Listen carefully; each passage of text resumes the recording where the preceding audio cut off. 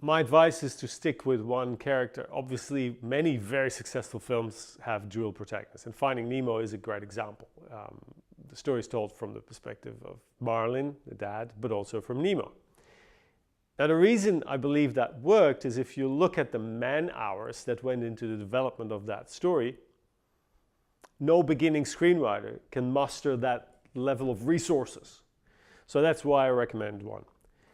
Another side effect of choosing two main characters and main journeys is that you essentially have two structures that you need to interweave. Each of those needs their own inciting incident / call to adventure, their own end of Act 1, and so forth. So you need to map out the story twice. You need to look at the story from the perspective of each of those characters. So if you look at Finding Nemo from the perspective of Marlin, the major event that happens to him is his son disappears. His son is being taken away. That's the major event. Then the action is he goes after him, tries to find him.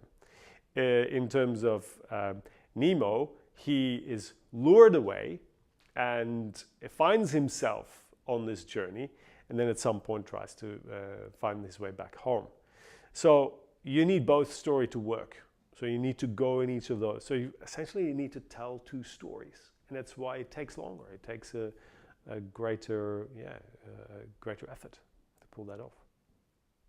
It's tough.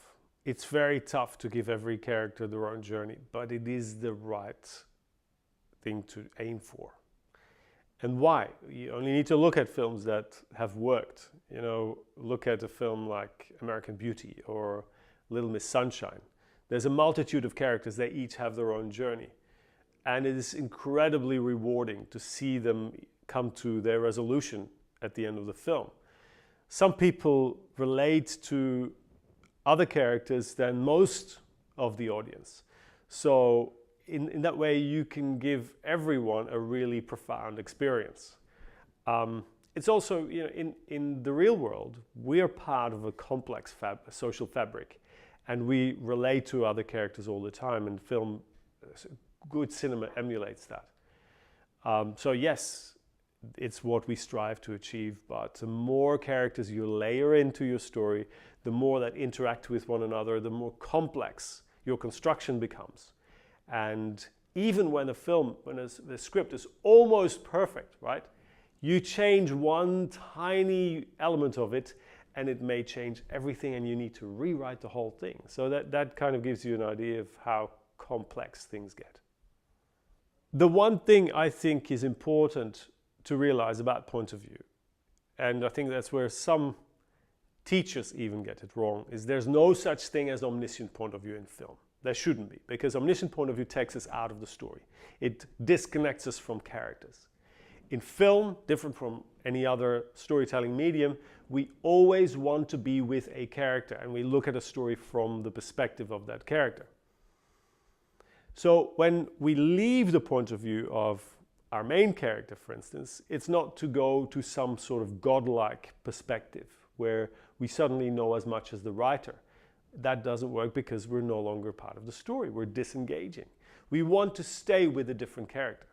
However, as Alfred Hitchcock showed us, there are instances where very briefly we want to show something that the character doesn't know, and that we call dramatic irony. So we step out of the point of view of the main character very briefly to show an element of information that the character doesn't have. And the most obvious example is, we've all seen it, the desk drawer that opens and there's a gun inside and our character doesn't see it. That's the prime example of dramatic irony. We see it, we have information that the character doesn't have.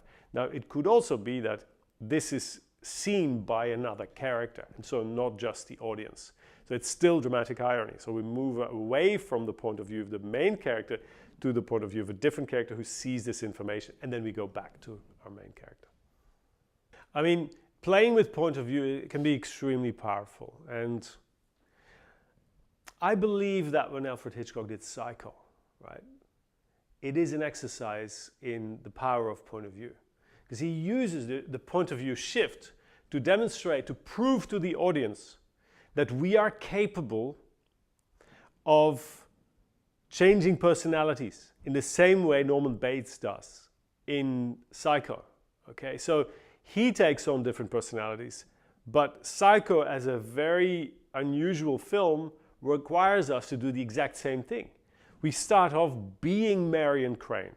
We're with her. We share her tension as she steals the money and tries to escape. And then when she gets killed, sorry about the spoiler, there's only Norman Bates around. Now, we're never going to identify with a paranoid schizophrenic murderer, right? Yeah, we do. We actually do.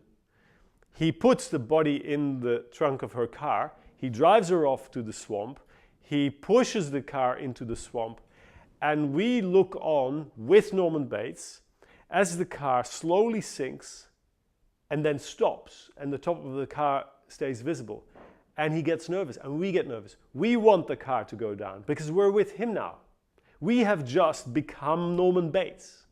In the exact same way Norman Bates takes on multiple personalities, we as a viewer, as an audience, take on multiple personalities. That is the power of POV.